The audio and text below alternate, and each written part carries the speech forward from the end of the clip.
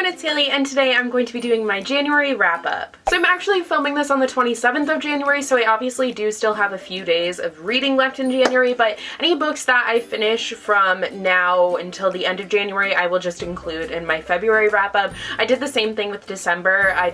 Normally I would film on Tuesday, and this would go, like, it's going up on Wednesday, but I can't film on Tuesday because I'm working, so we're just gonna deal with this, and yeah. So without further ado, let's just get into it. So first off, I'm going to show you what I'm currently reading because why not? So I'm currently reading Crooked Kingdom by Leigh Bardugo, the second book of Six of Crows. It is flippin' amazing and I just love it so much, and I will get to it when I finish it and I do a spoiler discussion. So this first book I actually technically finished in December. It was my last book of the year and it was flippin' amazing, and I've already read it twice now. I actually listened to the audiobook in January, and that is Caraval by Stephanie Garber. This book came out yesterday when this video is going up, so if you don't have your copy, go and get it now. It is so good. I had a spoiler discussion go up yesterday as well as a spoiler-free review, so I will link that down below for you guys. I'm going to start doing my reviews like that, where the first little bit will be spoiler-free and then the last little bit will be spoiler discussion. I think it's fun. They end up being a lot longer than normal, but I don't know, I enjoyed kind of unpacking this book. But like I said, I also listened to the audiobook, which Macmillan Audio was kind enough to send to me, and this was sent to me by the publisher Flatiron Books, so thank you so much to them. I honestly just love this story so much. It's about sisterhood. It's about this crazy, creepy mystery carnival. You just need to read it or listen to it. I do highly recommend the audiobook because it's very atmospheric, and the narrator, Rebecca Solar, is fantastic. She also narrated Heartless and the Lunar Chronicles. She's just amazing and I highly recommend, but also just reading it is amazing. It's just this experience reading or listening to this book. It's just so good, and if you want coherent thoughts, just watch my review. So I obviously gave this a 5 out of 5 stars both times I read / listened to it. So now my actual first book of the year was A List of Cages by Robin Rowe, and what a way to start the year. This book was absolutely beautiful. It was heart-wrenching, but just incredible, and thank you so much to Disney Hyperion for sending this to me. I did a whole video surrounding this book that I will link down below for you guys, and I will also link my review for it down below. As per usual, if I have any reviews for any of these books, they'll be linked down below, so just check down below if you're looking for anything, but that could have been dirty. Anyways, this book was honestly so beautiful, and I just adored it. It is all about a boy who had his ADHD, and he's in his senior year, and he lands a spot as the apprentice, I guess. I can't think of the word right now. Assistant, I guess, to the school psychologist, and his first job is to go and collect this freshman, and he realizes quickly that this freshman, Julian, is actually his foster brother, whom he hasn't seen in 5 years, and he realizes that there's something that Julian might be hiding, and they go on this journey together, and he uncovers some secrets that Julian really shouldn't be hiding. It is honestly, like I said, such a heart-wrenching but beautiful story. The writing is breathtaking. I can't even believe that this is a debut novel. Like, everything that I've read that is coming out this year has been fantastic, and I just think it's going to be such an amazing year for YA. So I obviously gave this a 5 out of 5 stars. Next up, I finally read Frost Like Night by Sarah Roche, the conclusion to the Snow Like Ashes trilogy. I'm so sad that it's over, but I'm really glad that the whole thing happened because it was amazing. I loved this conclusion. I'm so sad that I'm done with these characters, but I think the conclusion was really well done, and I honestly don't even think I can formulate thoughts for a review for it just because, oh, I just loved it so much, and I'm so sad this is over. But I obviously gave this a 5 out of 5 stars, and I just think it was amazing, incredible. I love the magic system, the world, the characters, everything about it is just fabulous. Next up, I'm in a modern drama class, so I had to read a play for that, and that was Our Town by Thornton Wilder, and this actually really surprised me.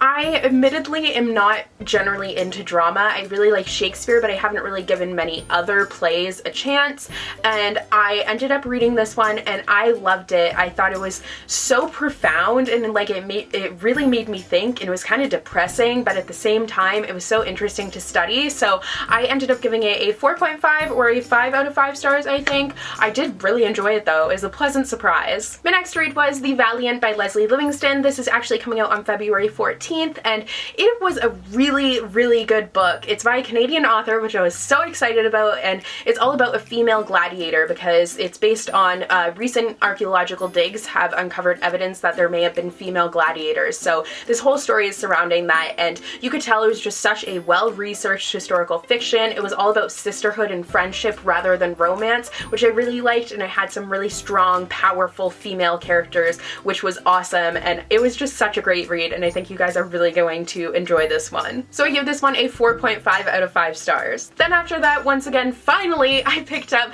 Simon vs. the Homo Sapiens Agenda by Becky Albertalli, and I loved this book. I was expecting that I was really going to enjoy it because people have been buzzing about it ever since it came out, but I wasn't sure if the hype was too high for me, but honestly, it met and surpassed all expectations. It is a beautiful LGBT romance, and I just loved it so much. I love the characters. Simon, it was honestly like I was actually reading, like looking into his brain and reading his thoughts, because it seemed so authentic, and I just really enjoyed it, and I can't wait to see what else she's going to come up with, because I know she has a book coming out this spring, I believe. I believe it's coming out in May, but either way, I'm really excited for it. So once again, I gave this one a 5 out of 5 stars. After that, I picked up The Good Person of Szechuan by Bertolt Brecht. I really hope I didn't butcher that, but I picked that up once again for my modern drama class, and I did really enjoy that one. I felt like it was very difficult to kind of follow the characters because there were so many, and like there were characters that were dressing as other characters, so it was really difficult to get everything straight in my head, but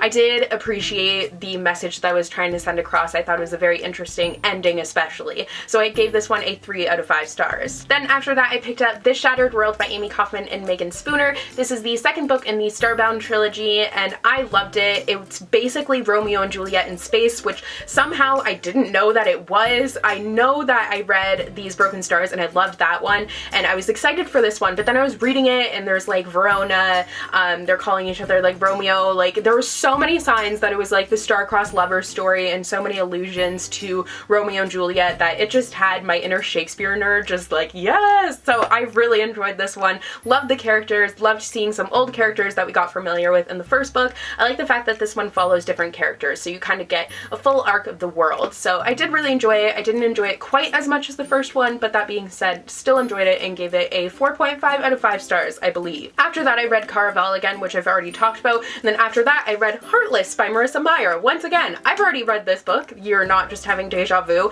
I read this in October. I listened to the audiobook, but I decided to sit down and read this in a 24-hour period, and I did it. It was great, and I loved it even more than the first time around, so I decided to do a spoiler discussion instead of the spoiler-free review that I had up. So I will still have a spoiler-free portion, but also spoilers. So I did a whole new thing on this, and it will be coming out tomorrow on Thursday, and I just love this story so much. I mean, it's Alice in Wonderland. Like, reading it for the second time around, I picked up on so many things that I hadn't initially picked up on, and it was just amazing. It was heartbreaking, and I just love everything Alice, and I think Marissa Meyer is so talented with retellings, and I can't wait to see what her next retelling is. And I ended up actually bumping up my rating for this one to 5 out of 5 stars because I did really love it. And the last book that I actually ended up finishing in the month of January is Magnus Chase and the Gods of Asgard by Rick Riordan. This is the first book, and it is the Sword of Summer, so finally read this one. Like, I got to a lot of books that I had been putting off for a while this month, which is really awesome because I had been wanting to do that, and